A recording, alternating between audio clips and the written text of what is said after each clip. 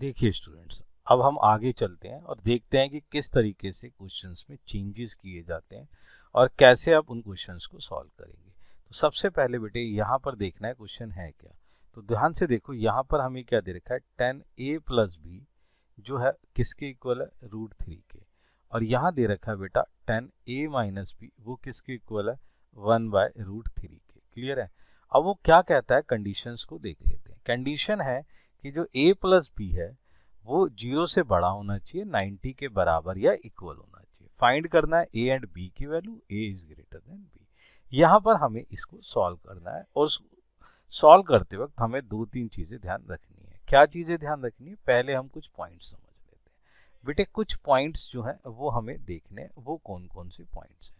पहली बात मेरे बच्चे ये ध्यान रखो कि sine x equal to sine y, यानी कि जो एंगल साइन x और साइन y है वो क्या है, यहाँ पर एक मान के चल रहे हैं कि x इक्वल टू क्या हो जाएगा, y के इक्वल हो जाएगा।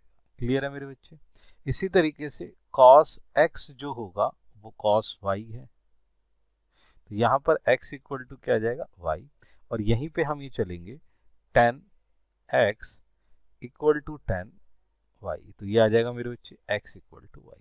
तो इन पॉइंट्स का यूज करते हुए इस क्वेश्चंस को हम देखने की कोशिश करेंगे और समझने की कोशिश करेंगे। तो सबसे पहले हम ये देखते हैं कि हमारे पास गिवन क्या है। हमारे पास ये वैल्यू गिवन है, तो हम इसका यूज करते हैं और देखते हैं क्या है। तो सबसे पहले मेरे बेटे हमारे पास था 10a plus B equal to √3। ध्यान से समझिएगा, अब बड़े ध्यान से समझो। हमें ये ध्यान रखना है कि कब 10 की वैल्यू √3 होती है, तो उसके लिए टेबल ध्यान रखिए। तो यहाँ पर अगर आप ध्यान से देखें तो ये 10 डिग्री बेटे, ये आपका 60 डिग्री मेरे बच्चे, और ये आपका √3। तो आप कहेंगे सर कि जो √3 है वो कब होता है, वो 10 60 पे होता है। तो आपने क्या करना है, यहाँ लिखना है मेरे बच्चे 10a plus B equal to 10 60 degree. Clear है बच्चे। अब हमने यहाँ पर सीखा कि 10x equal to 10y equal to x equal to y। तो यहाँ हम क्या करेंगे, ये लिखेंगे कि a plus B equal to 60 degree. Clear है बच्चे। ये हमारी एक फर्स्ट इक्वेशन बन के तैयार है ना। उसी तरीके से क्वेश्चन में क्या है, 10a minus b equal to 1/√3 है, इसे लिख लेते हैं मेरे बच्चे। तो हमने यहाँ क्या लिखा, 10a minus b equal to 1/√3। Clear बेटा। अब हमने ये ध्यान रखना है कि 10a minus b equal to कब 1/√3 होता है। तो आ जाओ टेबल पे देख लेते हैं। तो ना टेबल पे अगर देखें तो ये 1/√3 ये रहा, ये कब होता है मेरे बच्चे, 30 डिग्री पे। तो 10 30 डिग्री पर ये वैल्यू इतनी होती है। तो आपने क्या लिखा यहाँ पर, 10 30 डिग्री। ठीक है बेटा। अब अपना यही चीज 10x equal to 10y, x equal to y हो गया बच्चे। यहाँ पर क्या आ जाएगी वैल्यू, यहाँ पर वैल्यू आ गई a minus b equal to 30 degree. Clear है बच्चे। ये हमारी क्या हो गई, सेकेंड इक्वेशन हो गई। अब हम क्या करेंगे, ऑन एडिंग इन दोनों इक्वेशन को सॉल्व करेंगे। तो सॉल्व कर लेते हैं। तो a plus b is 60 degree, second is a minus b equal to 30 degree. Clear है।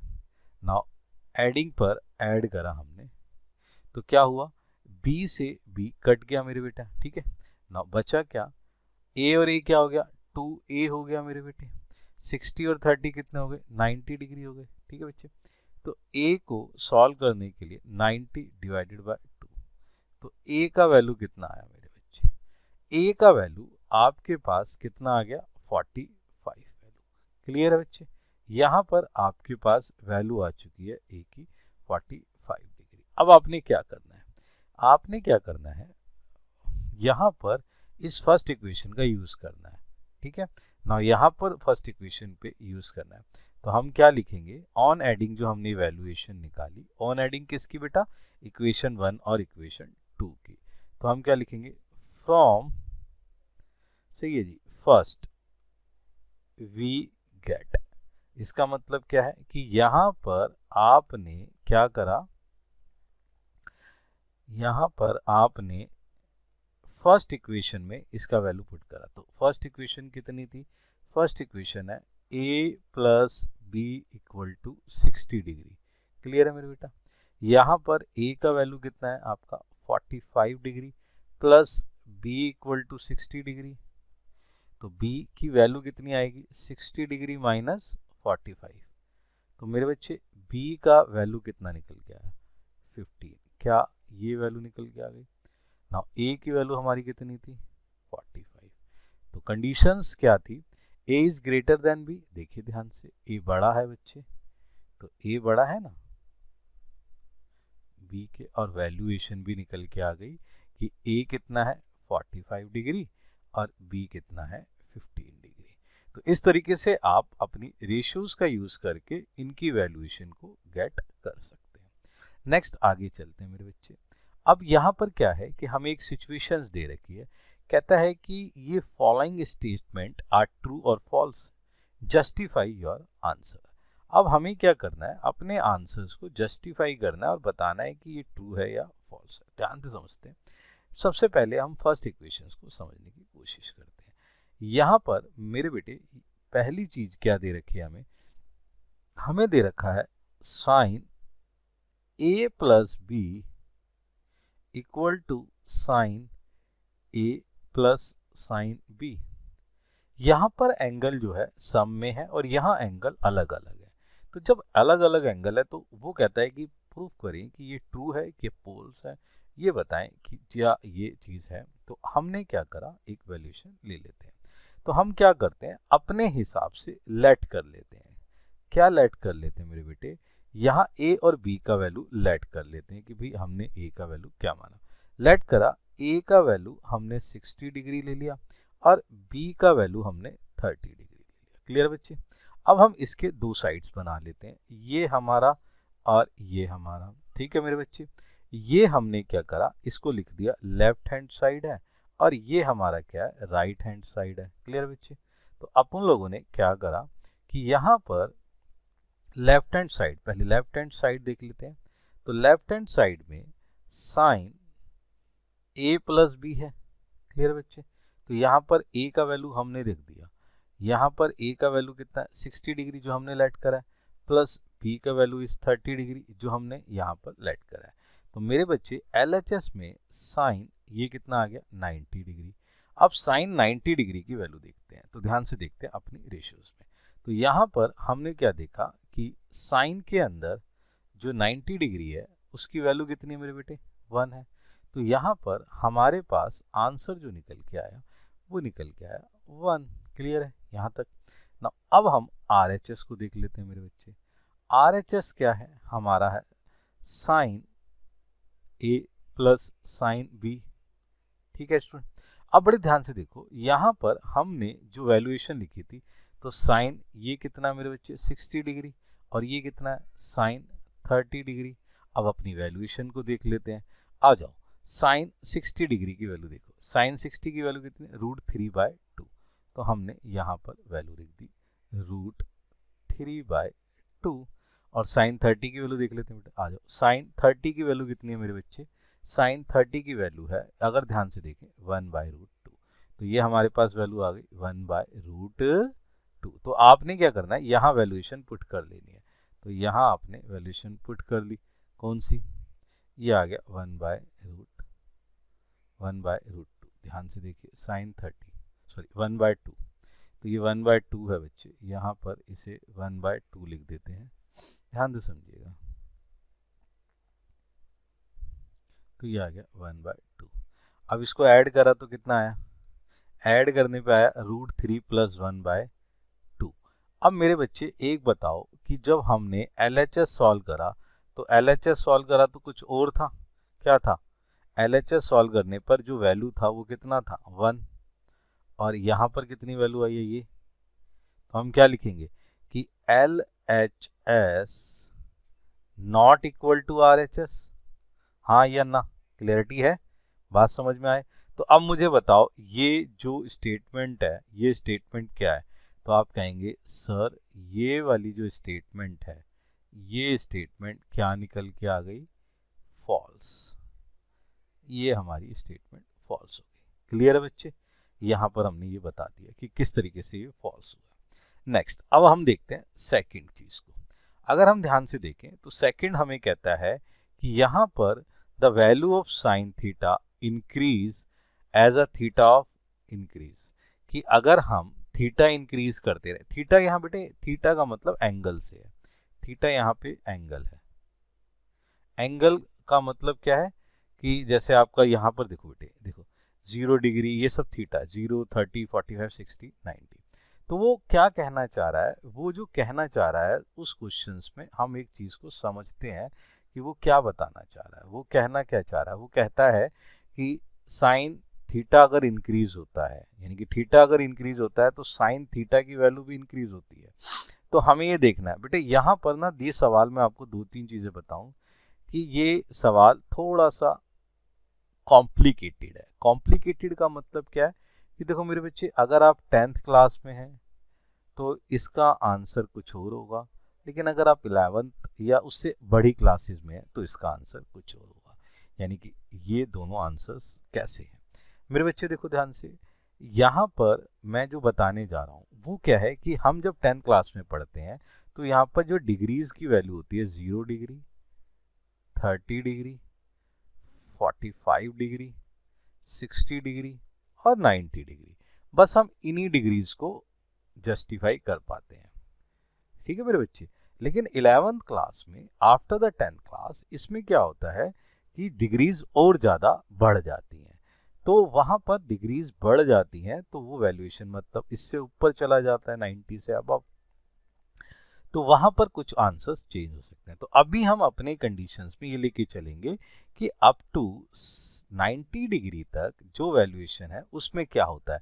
तो हम टेबल देख लेते हैं। टेबल देखो बच्चे, टेबल में देखो साइन अगर मैंने 0 रखा तो 0 आंसर क्या आएगा 0, और अगर मैंने बढ़ा के 30 करा तो आंसर क्या है 1/2, और बढ़ा दिया तो आंसर ये आया, और बढ़ा दिया तो आंसर ये आया, और बढ़ा दिया तो आंसर 1 आया। तो यानी कि इन अ 10th क्लास ये प्रूफ हो रहा है कि जैसे जैसे मैं थीटा की वैल्यू बढ़ा रहा हूँ, जैसे जैसे मैं क्या कर रहा हूँ थीटा की वैल्यू बढ़ा रहा हूँ, तो मेरे साइन थीटा की वैल्यू भी बढ़ रही है। तो आप कहेंगे इन अ 10th क्लास, सही है जी, हमारे पास क्या होगा, ये आंसर क्या निकल के आएगा, ट्रू। क्या निकल के आएगा, ट्रू। मेरी बात समझ रहे हैं। लेकिन एक लाइन जरूर आपको बतानी पड़ेगी कि एंगल जो है यानी कि थीटा जो है वो क्या होना चाहिए, अप टू 0, सही है जी, यानी कि 90 डिग्री से छोटा और 0 डिग्री तक। समझ रहे मेरे, ये वाली लाइन आपको लिखनी पड़ेगी कि हम इस कंडीशन में ही इसको क्या बोल सकते हैं मेरे बेटे, ट्रू बोल सकते हैं। उसके अलावा ये जो है आंसर कुछ और हो सकता है, क्योंकि बेटा जब 11th क्लास बड़ी क्लास में पढ़ोगे तो वहाँ ये फॉल्स हो जाएगा। क्लियर है, ध्यान से समझ रहे। तो ये दोनों चीजें हमें क्लियर हो गई। नाउ आगे चलते हैं। अगर हम ध्यान से देखें तो इसका थर्ड कंडीशन कहता है कि कॉस थीटा अगर इंक्रीज, वैल्यू क्या होगी कॉस थीटा की अगर थीटा इंक्रीज होता है। तो अगेन ये टेबल से रिलेटेड आ गई चीज, यानी कि वो क्या कहना चाह रहा है कि अगर थीटा की वैल्यू क्या करते रहो इंक्रीज, 0 से 30, 30 से 45, 45 60, 60 से 90, तो कॉस थीटा की वैल्यू कितनी होगी बेटा, देखो 0 पे 1 है, 30 पे करोगे तो और कम हो गई, √3/2, इसको डिवाइड करेंगे तो 1 से कम आएगा, इस पे करेंगे तो और कम हो गई, इस पे करेंगे तो और कम होगी, लास्ट में आके 0 हो गई। यानी कि जहां पर आपके पास जो वैल्यूएशन निकल के आई वो वैल्यूएशन क्या है कि अगर यहाँ पर थीटा की वैल्यू इंक्रीज करते रहते हैं तो कॉस थीटा की वैल्यू इंक्रीज नहीं होगी, डिक्रीज होगी। तो इसका मतलब ये क्या हो गया, फॉल्स है, यानी ये स्टेटमेंट क्या है, फॉल्स है। अब बड़े ध्यान से समझो बेटा, नेक्स्ट चीज समझो, अगला क्या है उसके बिहाफ पे हम समझते हैं। फोर्थ पार्ट देखते हैं।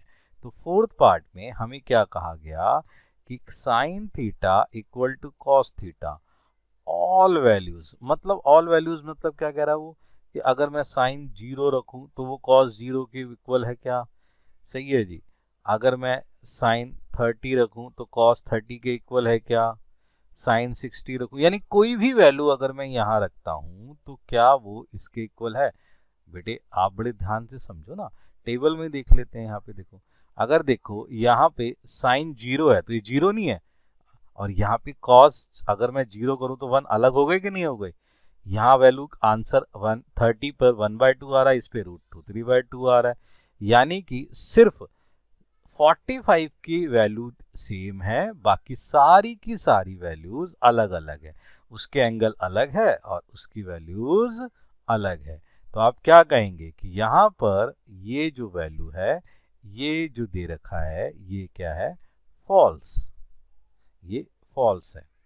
इक्वल कब होगा, ओनली द केस जब साइन क्या हो 45 डिग्री और कॉस 45 डिग्री हो, तभी ये जो है वो क्या होगा, इक्वल होगा। बाकी सारी वैल्यूज पे ये अलग अलग वैल्यूज होगी। क्लियर है मेरे बेटे। नाउ नेक्स्ट देखते हैं बेटे, ध्यान से देखो इसका fifth part, cot A is not defined, क्या सही है जी, a इक्वल टू 0 डिग्री। अगर a का वैल्यू 0 डिग्री है तो cos जो है वो नॉट डिफाइंड होगा। तो आपको ये बताना है कि यहाँ पर a की वैल्यू अगर 0 डिग्री है तो आप बेटे ध्यान से समझो, यहाँ पर मैं ऐसे लिखता हूँ cot a। मेरे बेटा cot a जो होता है वो होता क्या है, मैं बता देता हूँ, वो होता है cos a divided by sine a, ये इसका एक फॉर्मूला होता है। तो cot को हम cos a अपॉन साइन ए लिख सकते हैं। हमें क्या दे रखा है, a का वैल्यू 0, सही है बच्चे। तो ये क्या हो गया, cos 0 डिग्री, ये क्या हो गया, साइन 0 डिग्री। क्लियर है, बात समझ में आ रही है। अब मेरे बच्चे बताओ, cos 0 डिग्री की वैल्यू कितनी है, 1, और साइन 0 की वैल्यू कितनी है, 0। ओ माय गॉड, यानी कि एक 1 है और एक 0 है। तो यहाँ पर हम ये कह सकते हैं कि ये वैल्यूज cos 0 की वैल्यू 1 है और sin 0 की वैल्यू 0 है। तो 1 अपॉन 0 क्या कहलाता है मेरे बच्चे, वो कहलाता है नॉट डिफाइंड। तो ये क्या हो गया, नॉट डिफाइंड हो गया। तो इसका मतलब ये क्या निकल के आया, ये हमारा ट्रू निकल के आया। तो कुछ ऐसे इंपॉर्टेंट चीजें हैं जिस पे आप प्रैक्टिस करते रहिए।